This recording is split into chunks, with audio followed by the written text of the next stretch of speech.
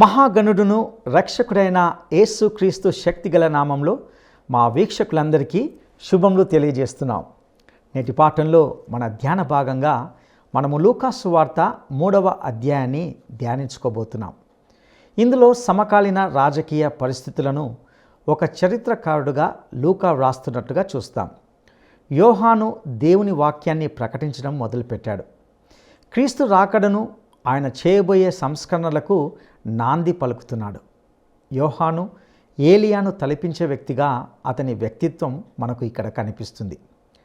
ప్రభు యొక్క రక్షణ మార్గాన్ని సరళము చేయు వ్యక్తిగా, ముందుగానే ప్రవచించబడిన వ్యక్తిగా యోహానును దేవుడు ఏర్పాటు చేశాడు.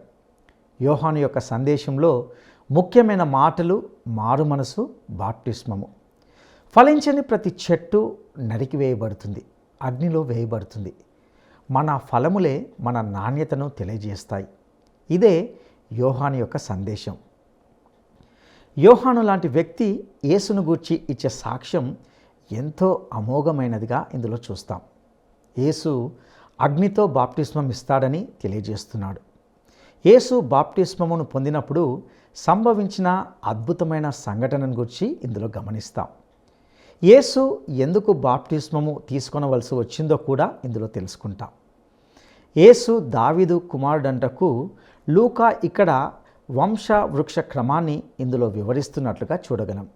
ఇంకా మరెన్నో విషయాలను ఈ సందేశంలో తెలుసుకుందామా?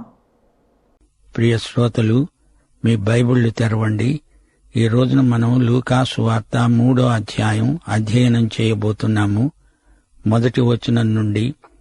తిబెరి కైసరు ఏలుబడిలో 15వ సంవత్సరమందు యూదయకు పొంతి పిలాతు అధిపతిగాను, గలిలయకు హెరోదు చతుర్థాధిపతిగాను, ఇతూరయ్య త్రికోనితి దేశాలకు అతని తమ్ముడైన ఫిలిప్పు చతుర్థాధిపతిగాను, అబిలేనే దేశానికి లుసానియ అధిపతిగాను, అన్నా కయప ప్రధాన యాజకులుగాను ఉన్న కాలమున అరణ్యములోనున్న జకర్యా కుమారుడైన యోహాను నొద్దకు దేవుని వాక్యం వచ్చింది. సమకాలీన రాజకీయ పరిస్థితులను లూకా ఒక చరిత్రకారుడుగా పేర్కొంటున్నాడు. క్రీస్తు రాకడకు సిద్ధపాటుగా నైతిక సంస్కరణ ఉద్యమాన్ని యోహాను నిర్వహించాడు. దానికి నీటి బాప్తిస్మం ఒక సంకేతంగా ఉపకరించింది. క్రీస్తు ఇచ్చే ఆత్మ బాప్తిస్మంలో నిజమైన ఆంతరంగికమైన పరివర్తన అనుభవైక వేద్యమవుతుంది. యేసు మానవుడు, పరిపూర్ణ మానవుడు. లూకా యేసును నిష్కళంక పరిశుద్ధ వ్యక్తిగా ఎత్తిచూపుతున్నాడు. ఆదాము నుండి మానవ చరిత్రను తవ్వుకొస్తున్నాడు లూకా. మరియ కూడా దావీదు కుమారుడైన నాతాను ద్వారా దావీదు వంశీకురాలైంది. 1 దినవృత్తాంతములు 3వ అధ్యాయం 5వ వచనం, లూకాసు వార్త 3వ అధ్యాయం 31వ వచనం పోల్చి చూస్తే నాతాను పేరు బయటికొస్తుంది. ఆ ముగ్గురు వ్యక్తులు పేర్కొనబడ్డారు. కైసర్ ఔగుస్తు యేసు పుట్టినప్పుడు రోమా చక్రవర్తి. ఇప్పుడు తిబెరి కైసరున్నాడు. ఇతడు సాహసికుడు, క్రూరుడు, తెలివైనవాడు, ఉపాయశాలి. లోక విజేతనైపోవాలని కలలు కంటున్నాడు. అన్నా కయప ప్రధాన యాజకులు. ఇద్దరు ప్రధాన యాజకులు ఎలా ఉన్నారు? రోమా ప్రభుత్వపు ఒత్తిడి యూదుల మతం మీద ఎలా పనిచేసిందో ఇక్కడ మనం గ్రహించగలం. అన్నాకు రాజకీయ అధికారముంది గాని కయప రోమా ప్రభుత్వ అభ్యర్థి. తండ్రిలాగా యోహాను ఒక యాజకుడవటానికి ఇష్టపడలేదు. మత వ్యవస్థ భ్రష్టుపట్టిపోయింది. యోహాను ప్రవక్త అయ్యాడు. యోహాను వ్యక్తిత్వం అలనాటి ఏలీయాను తలపింపచేస్తుంది. మెస్సియా రాబోతున్నాడని యోహాను ప్రజలకు జ్ఞాపకం చేస్తున్నాడు. తండ్రి యాజకుడు గాని దేవుడు యోహానును ప్రవక్త పరిచర్యకు నియమించాడు. 6వ వచనం వరకు అంతా ప్రవచనమే. అంతటా అతడు వచ్చి పాపక్షమాపణ నిమిత్తము మారు మనస్సు విషయమైన బాప్తిస్మము పొందాలని యొర్దాను నదీ ప్రదేశమందంతటా ప్రకటిస్తున్నాడు. ప్రభువు మార్గము సిద్ధపరచండి, ఆయన త్రోవలు సరళం చేయండి. ప్రతి పల్లము పూడ్చబడుతుంది, ప్రతి కొండ మెట్ట పల్లము చేయబడుతుంది. వంకర మార్గములు తిన్ననివవుతాయి, కరుకు మార్గాలు నున్నవి అవుతాయి, సకల శరీరులు దేవుని రక్షణ చూస్తారు అని అరణ్యములో కేకలు వేస్తున్న ఒక నిశ్శబ్దము అని ప్రవక్త అయిన యెషయా వాక్యముల గ్రంథమందు రాయబడినట్లు ఇది జరిగింది. శ్రోతలు వింటున్నారా? యోహాను మారుమనస్సు బాప్తిసం ప్రకటించాడు. ప్రవక్తల క్రమంలో ఈ యోహాను చివరివాడు. పాత నిబంధన కోవకు చెందిన ప్రవక్త. కొత్త నిబంధనలో అడుగుపెట్టాడు. కొద్ది పుటల్లో అలా కనిపించి అలా వెళ్లిపోయాడు. ఆయన భాష, ఆయన ధరించిన దుస్తులు నాగరికమైనవి కావు. మోటు మనిషి, అడవి మనిషిలాగా కనిపించాడు గాని అతడు దేవుని దృష్టిలో చాలా గొప్ప ప్రవక్త. ఆయన భోజనం కూడా అనాగరికమే గాని ఆయన ఎంతో గొప్ప హతసాక్షి. ఈ రోజుల్లో దేవుని తీర్పును ఎవరూ విననొల్లరు. ప్రసంగ వేదికల నుండి అందరికీ ఇష్టమైన ఇచ్చకపు మాటలే ఈ రోజున వినపడుతున్నాయి. శోచనీయం.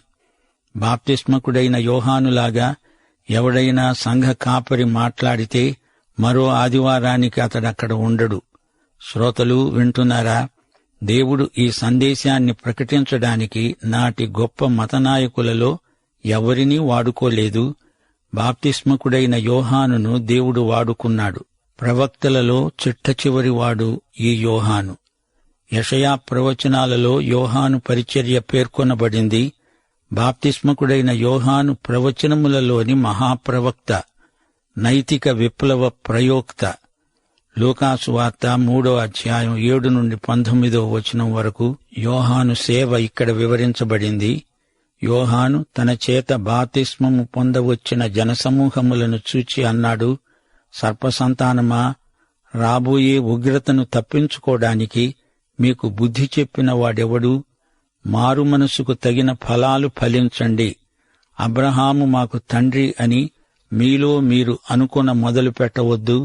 దేవుడు ఈ రాళ్ల వలన అబ్రహామునకు పిల్లలను పుట్టించగలడని మీతో చెబుతున్నాను.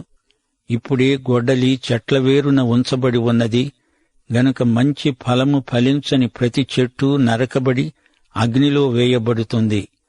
అందుకు జనులడిగారు, అలాగైతే మేము ఏమి చెయ్యాలి? అతడన్నాడు, 2 అంగీలు గలవాడు ఏమీ లేనివానికి ఇవ్వాలి. ఆహారము గలవాడు అలాగే చెయ్యాలి. సుంకరులు బాప్తిస్మము పొందగోరి వచ్చి అతణ్ణి అడిగారు, బోధకుడా, మేమేమి చేయాలి? అతడన్నాడు, మీకు నిర్ణయించబడిన దానికంటే ఎక్కువ తీసుకోవద్దు. సైనికులు అడిగారు, మేమేమి చెయ్యాలి? అందుకు అతడన్నాడు, ఎవరినీ బాధ పెట్టకుండా, ఎవరి మీద అపనింద వేయకుండా మీ జీతాలతో తృప్తి పొంది ఉండండి. యోహాను మారుమనస్సు ప్రబోధాలు చేశాడు. ఒకటి విడిచి మరొకటి చేపట్టడం మారుమనస్సు. రక్షించే విశ్వాసంలో మారుమనస్సు లేక పశ్చాత్తాపం ఒక భాగం. పాపము నుండి నీతిలోకి రావాలి. అప్పుడే కృప అంటే ఏమిటో ఎవరికైనా బోధపడుతుంది. యేసునందలి విశ్వాసానికి యేసు నుండి మనకు లభించేది కృప. ప్రభువైన యేసునందు విశ్వాసముంచు, అప్పుడు నీవు నీ ఇంటివారు రక్షించబడతారు. ఈ రక్షణలో నీ పశ్చాత్తాపం ఇమిడి ఉంది. అపొస్తలుల కార్యములు 16వ అధ్యాయం 31వ వచనం, లూకాసు వార్త 3వ అధ్యాయం 15వ వచనం నుండి. ప్రజలు కనిపెడుతూ ఇతడు క్రీస్తయి ఉన్నాడేమో అని అందరూ యోహానును గూర్చి తమ హృదయములలో ఆలోచించుకుంటూ ఉండగా యోహాను వారందరితో అన్నాడు, నేను నీళ్లతో మీకు బాప్తిస్మమిస్తున్నాను. అయితే నాకంటే శక్తిమంతుడొకడు వస్తున్నాడు. ఆయన చెప్పుల వారును విప్పటానికి నేను పాత్రుడను కాను. ఆయన పరిశుద్ధాత్మలో శక్తితో మీకు బాప్తిస్మమిస్తాడు. ఆయన చేట ఆయన చేతిలో ఉన్నది. ఆయన తన కళ్లమును బాగా శుభ్రము చేసి తన కొట్టులో గోధుమలను పోసి ఆరని అగ్నితో పుట్టు కాల్చేస్తాడు. ఇదిగాక అతడు ఇంకా చాలా సంగతులు చెప్పి ప్రజలను హెచ్చరిస్తూ వారికి సువార్త ప్రకటిస్తూ ఉన్నాడు. శ్రోతలు వింటున్నారా? యోహాను ప్రకటించింది దేవుని తీర్పు. ఫలించని చెట్టు నరికివేయబడుతుంది. గొడ్డలి చెట్టు వేరు మీద ఉంది. ఫలించని ద్రాక్ష తీగె నరికివేయబడి అగ్నిలో వేయబడి మండిపోతుంది అన్నాడు ప్రభువు. స్వార్థం మంచిది కాదు. అపొస్తలుడైన పౌలు ఎఫెసీ పత్రిక 4:28 అన్నాడు, దొంగిలేవాడు ఇక మీదట దొంగిలక అక్కరగలవానికి పంచిపెట్టడానికి వీలు కలిగే నిమిత్తము తన చేతులతో మంచి పని చేస్తూ కష్టపడాలి. సుంకరులు తమ పేరాశను మాని నీతిగా బ్రతకాలి. యోహాను ప్రబోధానికి ఫలితంగా సుంకరులు మారుమనస్సు చెందారు. మీ ఫలములే మీ నాణ్యతను తెలియచేస్తాయి. నీవు ఏ పని చేసినా, ఏ ఉద్యోగం వెలగబెట్టినా దానిలో నైతిక విలువలు ప్రవర్తిల్లకపోతే అది పాపం, శిక్షకు గురి అవుతుంది. జాగ్రత్త. ఇదే బాప్తిస్మకుని సందేశం. యోహాన్ అంటున్నాడు, నా సందేశంలో అంతా అయిపోలేదు, నా వెనుక వచ్చేవాడున్నాడు, నాది నీటి బాప్తిస్మము గాని రాబోయే ఆయన పరిశుద్ధాత్మ బాప్తిస్మమిస్తాడు. అవును శ్రోతలు, నాటి నుండి నేటి వరకు ఆయన బాప్తిస్మం పరిశుద్ధాత్మ బాప్తిస్మమే. అది ఆయన ఇస్తూనే ఉన్నాడు. రెండో రాకడలో అగ్ని బాప్తిస్మమిస్తాడు. అది తీర్పు. అగ్ని తీర్పును సూచిస్తుంది. ఆయన రెండవ రాకడలో ఈ తీర్పు అమలులోకి వస్తుంది. శ్రోతలు, పెంతెకొస్తున్నాడు అగ్ని నాలుకలు వచ్చాయి గదా అంటారా?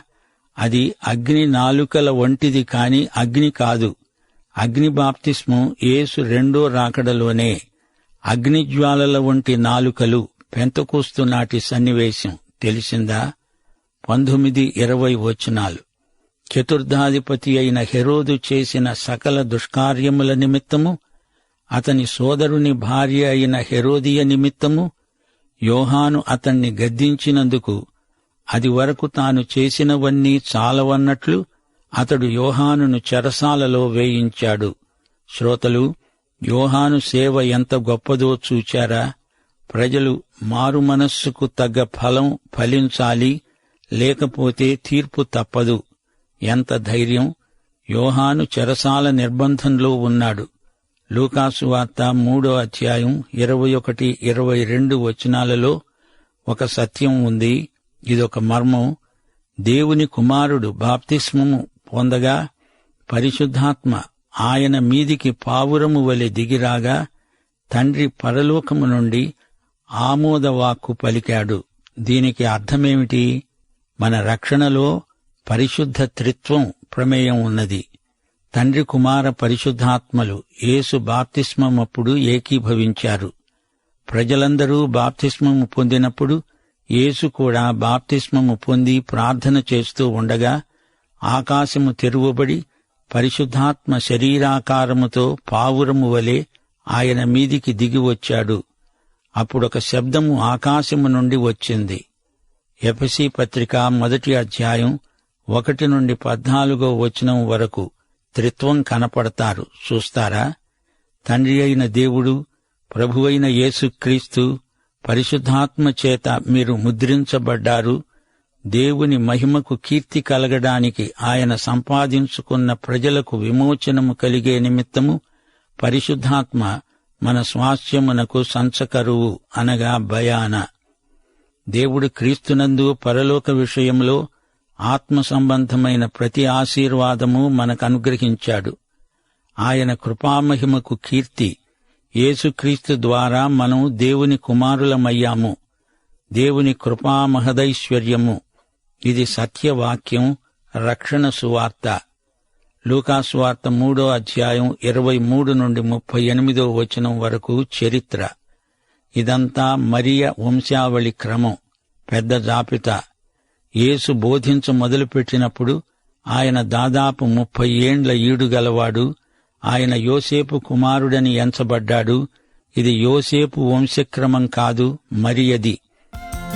ఆత్మకు దీపం దేవుని వాక్యం, ఆత్మకు జీవం. దేవుని వాక్యం అనుదిన ఆహారం, మన ఆత్మకు జీవాహారం. అనుదిన ఆహారం, ఆ దేవుని వాక్య జ్ఞానం. క్రీస్తే జీవాహారం. ప్రభు యేసే శాశ్వత జీవం.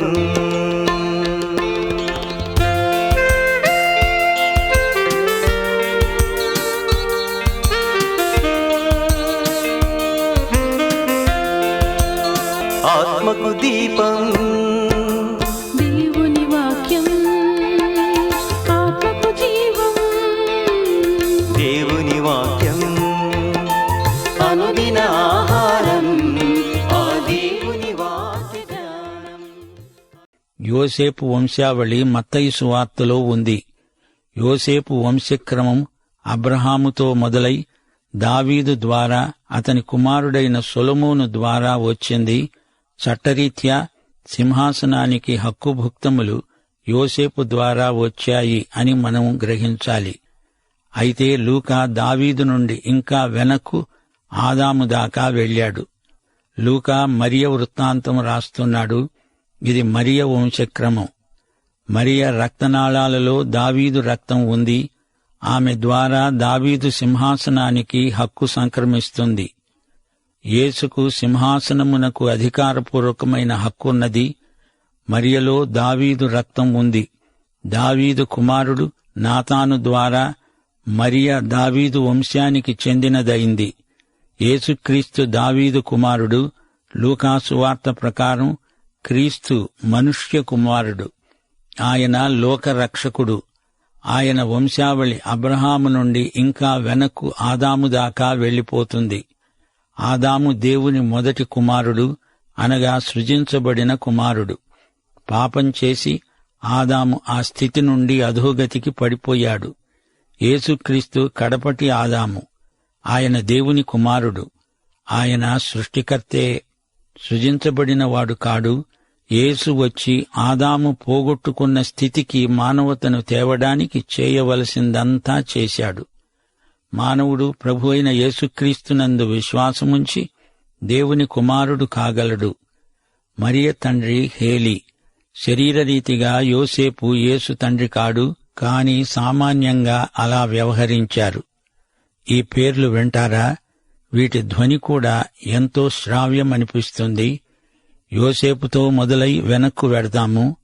మత్తతు, లేవి, మెల్కి, యన్న, యోసేపు, మత్తతీయ, ఆమోసు, Nahum, Esli, Naggai, Maath, మత్తతీయ, సిమియా, యోసేఖు, యోదా, Yohanna, రేసా, జెరుబ్బాబెలు, షయల్తీయేలు, నేలి, మెల్కి, అద్ది, కోసాము, ఎల్మదాము, ఏరు, యెహోషువ, ఎలియెజరు, యోరీము, మత్తతు, లేవి, షిమ్యోను, యూదా, యోసేపు, యోనాము, ఎల్యాకీము, మెలెయ, మెన్న, మత్తత, నాతాను, దావీదు, యెషయి, ఓబెదు, బోయజు, షల్మాను, నయస్సోను, అమీనాదాబు, ఆరాము, ఎస్రోము, పెరెసు, యూదా, యాకోబు, ఇస్సాకు, అబ్రహాము, తెరహు, నాహోరు, సెరూగు, రయు, పెలెగు, హెబెరు, షేలహు, కేయినాను, అర్పక్షదు, షేము, నోవహు, లెమెకు, మెతూషెల, హనోకు, యెరెదు, మహలయేలు, కేయినాను, ఎనోషు, షేతు, ఆదాము. ఆదాము దేవుని కుమారుడు. ఇది వంశవృక్షక్రమం. మొదటి ఆదాము నుండి కడపటి ఆదామైన యేసుక్రీస్తు వరకు. ఈ అధ్యాయం మొదట్లో పొంతి పిలాతు అనే అధిపతి పేర్కొనబడ్డాడు. ఇతడు రోము గవర్నరు. హెరోదు అంతిప సోదరుడు ఫిలిప్పు. హెరోదు రాజధాని కైసరయ్య ఫిలిప్పు. అన్నా, కయప ప్రధాన యాజకులై ఉన్నప్పుడే యోహాను సేవ ప్రారంభమైంది. అన్నా అల్లుడే కయప. అన్నాయే అసలు ప్రధాన యాజకుడు. అయితే రోమా ప్రభుత్వం కయపను ప్రధాన యాజకుడుగా నిలువబెట్టింది. అన్నా, కయప ఇద్దరూ ప్రధాన యాజకులని వ్యవహరించబడ్డారు. దేవుని వాక్యము యోహానుకు వచ్చింది. అరణ్యసీమలో ఉన్న యోహానుకు దేవుని వాక్యం వచ్చింది. పాపక్షమాపణ కొరకైన మారుమనస్సు బాప్తిస్మమును యోహాను ప్రకటించాడు. హృదయ పరివర్తన ప్రజలకు కలగాలి. బాప్తిస్మము వారి మనస్సుకు, పాపక్షమాపణకు ఫలితం. యోహాను యేసుకు ఆగమన దూత అయినట్లే యోహాను బాప్తిస్మం యేసు ఇవ్వబోయే ఆత్మ బాప్తిస్మానికి మార్గం సరళం చేసింది. యొర్దాను ప్రాంతాలలో ఏలియా సేవ చేశాడు. ఏలియాలాగే యోహాను అదే ప్రాంతంలో సేవ కొనసాగించాడు. యెషయా ప్రవచనంలో ఈ యోహాను ఉన్నాడు. అరణ్యములోని కేక, ప్రభువు మార్గాన్ని సరళము చేసే ఆగమన దూత బాప్తిస్మకుడైన యోహాను. అరణ్యములోని కేక అరణ్యాన్ని మెస్సియా రాకడకై సిద్ధం చేస్తోంది. యోహాను అశేష ప్రజల హృదయాలను యేసుక్రీస్తు వైపు తిప్పాడు. వారు యేసునందు విశ్వాసముంచారు. సకల శరీరులు దేవుని రక్షణను అనగా రక్షకుణ్ణి చూస్తారు. సార్వత్రిక రక్షణ. యోహాను ప్రబోధాలు, ప్రసంగాలు నైతికమైనవి. ప్రజల నీతి ప్రమాణాలు అడుగంటిపోయిన రోజులవి. యాకోబు పత్రిక కూడా నైతిక ప్రబోధమే కదా. విశ్వాసాన్ని ప్రజలు రుజువు చేసుకోవాలి. వారిలో పరివర్తన రావాలి. సర్పసంతానమా అని వారిని సంబోధించాడు. దేవుని ఉగ్రత నుండి వెంటనే తప్పించుకోండి. ఫలరహితమైన విశ్వాసము దేవుని తీర్పునకు దారితీస్తుంది. జాతి గర్వం, మత గర్వం దేవుని తీర్పును ఎదుర్కోవలసి వస్తుంది. జాగ్రత్త. మంచి ఫలాలు లేని చెట్టు వేరు మీద దేవుని తీర్పు అనే గొడ్డలి ఉంచబడింది. యథార్థమైన పశ్చాత్తాపము లేని వారి గతి ఘోరం. దాతృత్వం, నిజాయితీ, సంతుష్టి లేని భక్తి ఎందుకు? ఇది యోహాను విసిరిన సవాలు. యోహాను సువార్త 20వ అధ్యాయం 22వ వచనం, యేసు పరిశుద్ధాత్మ బాప్తిస్మము పొందడమే కాదు, పరిశుద్ధాత్మ బాప్తిస్మము ఇచ్చేవాడు కూడా. యేసు తన శిష్యులను పంపుతూ వారి మీద ఊది పరిశుద్ధాత్మను పొందండి అన్నాడు. పెంతెకోస్తునాడు ఆత్మ బాప్తిస్మ వాగ్దానము పూర్తిగా నెరవేరింది. బాప్తిస్మకుడైన యోహాను సేవాకాలం 3 సంవత్సరాలు. 2 ఏండ్లు చెరసాలలోనే ఉన్నాడు. యోహాను శిరచ్ఛేదం చేయబడిన హతసాక్ష్య వీరుడు. యేసు తన బాప్తిస్మమందు పాపులతో తనను తాను సంయుక్తపరచుకున్నాడు. తాను పాపి కాడు. పాపుల నిమిత్తమై ఆయన తానే పాపముగా చేయబడ్డాడు. బాప్తిస్మం సమయంలో యేసు ప్రార్థన చేస్తున్నాడని లూకా చెబుతున్నాడు. ఆకాశం అనగా పరలోకం తెరువబడింది. దేవుడు మానవ చరిత్రలోకి ప్రవేశించి ప్రత్యక్షమవుతున్నాడని, ఇది సంపూర్ణ ప్రత్యక్షమని, పరలోకం పూర్తిగా బార్లాగా విశ్వాసుల కోసం తెరువబడిందని అర్థం. పాత నిబంధనలో పావురము శాంతికి సంకేతం. తీర్పు నుండి విడుదల పొందడానికి పావురం ప్రతీక. పావురము వలె పరిశుద్ధాత్మ రావడంలో క్రీస్తు దగ్గరికి వచ్చిన వారికి రక్షణ అని ప్రకటించబడింది. యేసే నా ప్రియకుమారుడు, ఈయన యందే నాకానందం అని దేవుడన్నాడంటే యేసుదే సార్వభౌమాధికారం.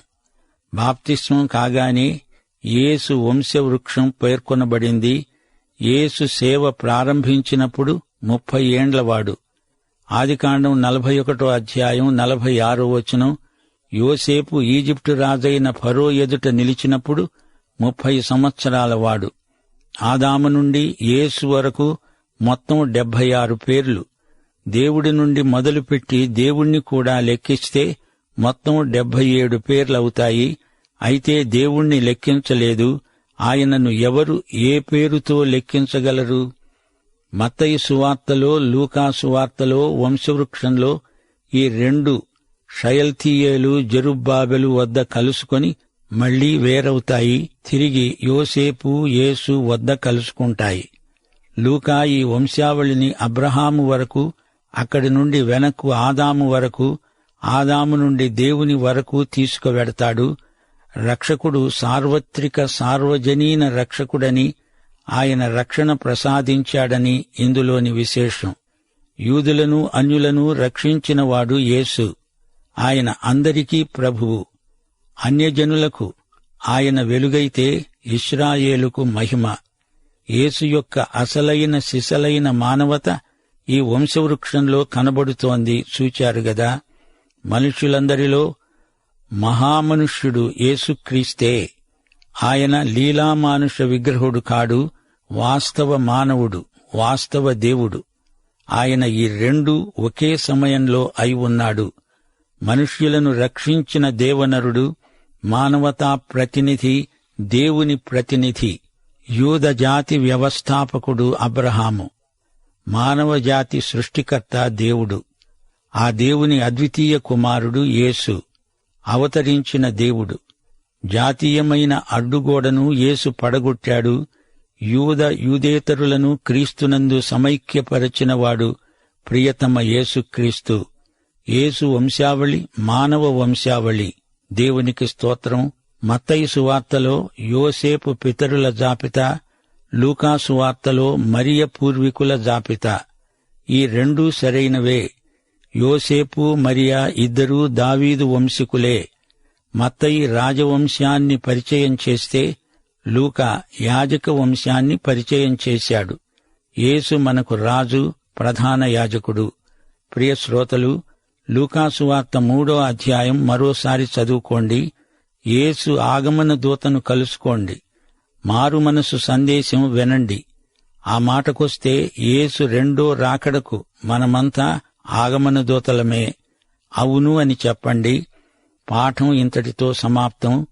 యేసుక్రీస్తు వారి కృప, తండ్రి అయిన దేవుని ప్రేమ, పరిశుద్ధాత్మ అన్యోన్యత మనకందరికీ నిత్యత్వము పర్యంతము తోడై ఉండునుగాక.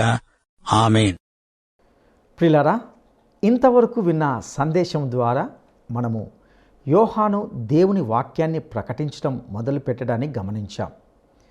యోహాను ఏలియాను తలపించే వ్యక్తిగా అతని వ్యక్తిత్వం ఇక్కడ మనకు కనిపిస్తుంది. ప్రభు యొక్క రక్షణ మార్గాన్ని సరళము చేయు వ్యక్తిగా ముందుగానే ప్రవచించబడిన విధంగా యోహానును దేవుడే ఏర్పాటు చేశాడని విన్నాం. యోహాను యొక్క సందేశంలో ముఖ్యమైన మాటలు మారు మనసు, బాప్టిస్మము. సత్యాన్ని ఉన్నది ఉన్నట్టుగా, నిక్కచ్చిగా, సూటిగా బోధించేవాడుగా యోహాను ఉంటున్నాడు. యోహాను ప్రకటించింది దేవుని తీర్పు. ఫలరహితమైన విశ్వాసము దేవుని తీర్పునకు దారి తీస్తుందని విన్నాం. యోహాను యొక్క సందేశం ఎంతో స్పష్టంగా ఉంది. ఫలించని ప్రతి చెట్టు నరికివేయబడుతుంది, అగ్నిలో వేయబడుతుంది. మన ఫలములే మన నాణ్యతను తెలియజేస్తాయి. కాబట్టి యోహాను బోధకు ఫలితంగా సుంకర్లు, పాపులు మారు మనసు పొందినట్లుగా చూస్తాం. యోహాను లాంటి వ్యక్తి యేసును గూర్చి ఇచ్చే సాక్ష్యం ఎంతో అద్భుతమైనదిగా, అమోఘమైనదిగా ఇందులో చూస్తాం. యేసు అగ్నితో బాప్టిస్మం ఇస్తాడని తెలియజేస్తున్నాడు. అవును ప్రియ సహోదరుడా, సహోదరి, ఒక సత్యాన్ని మనము ఖచ్చితంగా తెలుసుకోవాలి. యేసు అనగా అర్థము రక్షకుడు. యూదులను, అన్యులను రక్షించేవాడు యేసు. ఆయన అందరికీ ప్రభువు.